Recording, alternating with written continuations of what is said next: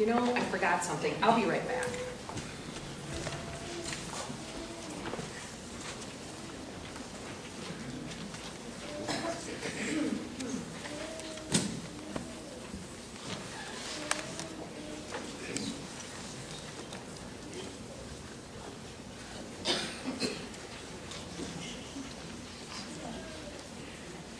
Good morning. Good morning. I'm glad to see so many people here today. You know, I heard your pastor's been on vacation, so I thought I would come and talk to you this morning.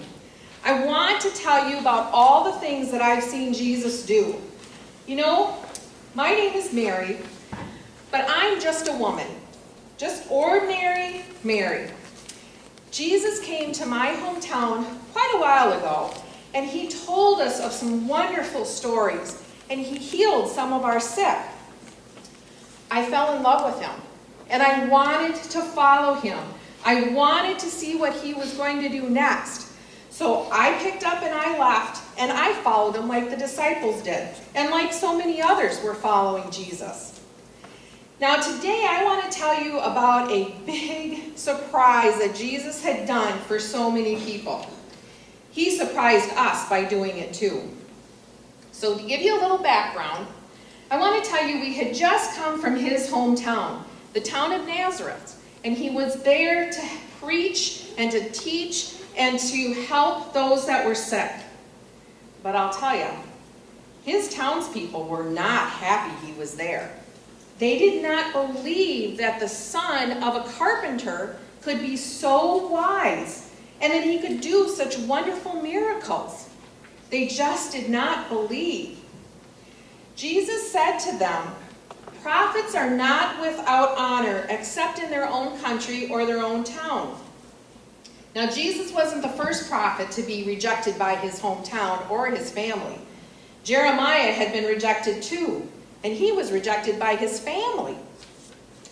Now, because of these people's disbelief, they missed out on the Messiah. They missed out on seeing what great works Jesus could do. So we left his hometown of Nazareth.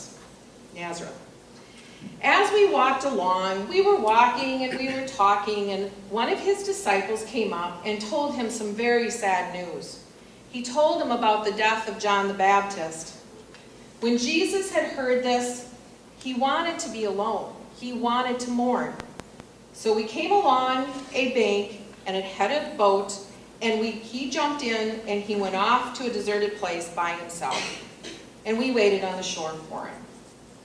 Now, people around the area had heard that Jesus was in the area, and they had known and heard of the things that he was doing, and they wanted to come and see for themselves what was going on.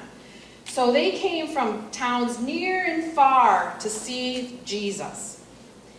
When Jesus came back to shore and he saw all of these people, he had compassion on them. Now, I could kind of tell, and I think the disciples could too, Jesus really wanted to be alone. He wanted to mourn the death of this dear friend of his. But because of the compassion and the love that Jesus had for these people, he welcomed them, and he began to teach them, and he began to heal their sick. It was just amazing. Now, this had been going on for several hours. And I don't know about all of you, that when you get up in the morning, and if you plan a long trip to go somewheres, that you plan for that trip, right? You may pack a cooler full of snacks or sandwiches or water or backpacks so that you're prepared for the day. Or you may plan to stop along the way so you can get some food, right? Well, these people came with what they came with. Nothing. They came as they were. They just picked up and they wanted to see Jesus. So as night was falling, the disciples were getting a little worried. They thought, what are we going to do with all of these people? And I'm not talking just 100 people or 200 people. I'm talking 5,000 people. Actually, it was more, because they usually only counted the men in those days. They didn't count the women and children. So it was lots more than 5,000 people. One of his disciples had come to Jesus and said, "We are in the middle of nowhere. There is no food for this crowd. Jesus, you need to send them home. They need to go home so they can eat." But Jesus said to him, "They don't need to go anywheres. You give them food." I was thinking, and I'm sure all the disciples were thinking this too, give them something to eat? How are we going to feed 5,000 people? Well, I had been traveling with this group for some time, and I knew what we had. We had 5 loaves of bread and 2 fish. 5 loaves of bread and 2 fish. Just enough to feed the small group that had been with Jesus all along. Not 5,000 people. So what do you think Jesus did? Well, he told the crowd to sit down. He asked his disciples to bring the 5 loaves of bread and the 2 fish to him. He blessed it, he broke the bread, and he handed it back to the disciples and said, "Go feed the crowd." I don't know about the disciples, but the first thing in my mind was, there's not enough food. We're only going to get so far, and then we won't have anything to eat. How are we going to do that? And even if there was enough food, there's going to be a mass rush to get this food because 5,000 people are going to think there's not enough food to feed everyone. Well, I'll tell you, I was amazed. The disciples went out in full faith of what Jesus could provide for them, and they gave all the food out to the people, and the food just kept going and going and going. So much that every one of us was filled. It wasn't that we got just a little snack. It wasn't that we just got enough to whet our appetite. We were filled and we were satisfied. In fact, there was so much food, we had enough to pick up all the broken pieces and the leftover fish to fill 12 more baskets. So more people could have eaten. Now, I don't know about you, but in our day, we did not waste a thing. So those 12 baskets went with us, and we made sure that they got used. They did not get thrown out. Now, you're probably thinking, she's going to ask us to provide for everyone who's in need. And I know that you may say to me, but I'm just one person. I don't have the means to provide for everyone. I believe you can be like Jesus and find a way to provide those who are in need. I was told last week that you had another visitor, a gentleman that had gone to Haiti for some mission work, and he was overwhelmed by what he had seen because everyone needed his help. He didn't know where to begin. I'm going to tell you, just as Jesus told his disciples, and a person told this gentleman, I'm going to tell you, you start with one person or one event.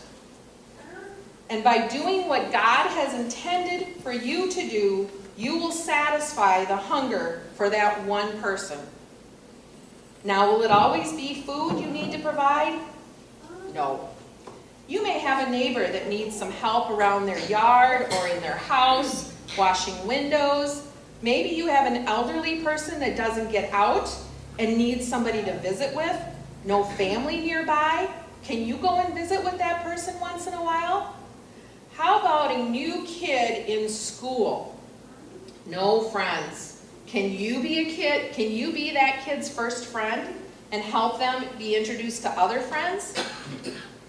Your help can be as simple as a smile to somebody who's having a bad day. It's that simple. It's endless. And if you give your time and talents and money over to Jesus, he will multiply them to help serve so many others.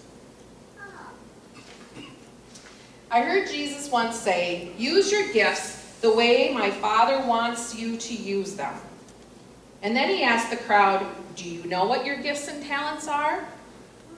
When Jesus said that to us, we all kind of looked at each other and didn't say anything for a while and kind of thought. And then little by little, we all started talking amongst ourselves. And we all started telling each other, "You're good at this.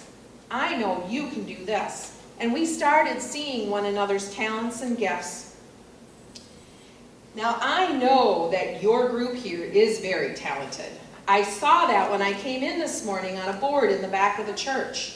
I saw that you've used your talents and your gifts to provide bikes for transportation for people who don't have transportation, new homes and roofs for people in another country, blankets for children when they go to the hospital, hospice kits and school kits for kids.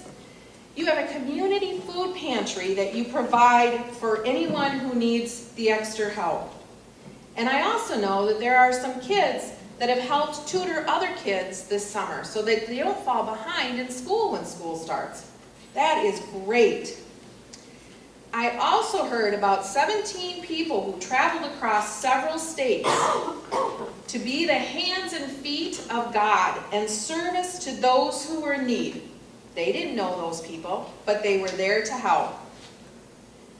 And now I heard earlier this morning that you're going to begin building a house in Blanchardville for a family. I'm sure that is going to take a lot of volunteers to make that happen. Can you help?